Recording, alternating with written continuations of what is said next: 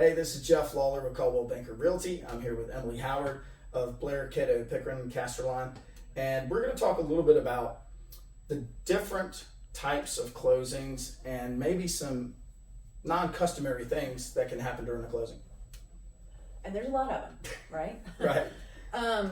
So first of all, it's just important that we know every little piece of information that we can up front so that we can prepare for and be ready for those hang-ups. The goal when you send us a contract is to close within 30 days.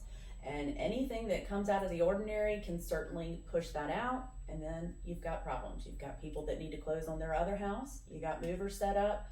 So the more information we have on the front end, the better things will run. So Jeff, some of the things that we would love to know up front that can really get us going and get us in a good spot to close on time. If you're going to be using a power of attorney, let us know and let us review it as early as possible. We need to make sure it has the correct legalese and that it's been signed by 2 witnesses and notarized, because it's going to have to be filed with the deed or the mortgage depending on whether you're buyer or seller.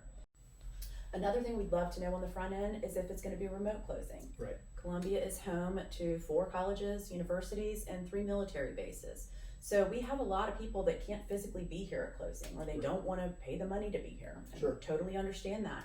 If we know ahead of time, we'll work it out with the lender. We will have the documents brought, couriered to the buyer or the seller by a national notary service. So you're not even having to print your documents. But we need to know this ahead of time. We've got to set up that notary, have them come to your home or office. They're going to take the documents with them, and they're going to FedEx them back to us overnight. Right. So we're ready to officially close the next day. One other key piece of information, great for you to know as an agent, and for us to know on the front end. A lot of times, single women, 30% of home buyers right now. A lot of times though, what happens is you take title and then maybe down the road you get married. So your name is changed. Let us know that, because what we'll have to do on the deed, for example, mine would be Emily Howard, now known as, if I'm married Jeff, Emily Lawler. But we need to know that because you've got to sign both of those names. And it makes things run a lot smoother and a lot easier if we know that on the front end. Yeah, organization and detail orientation is paramount.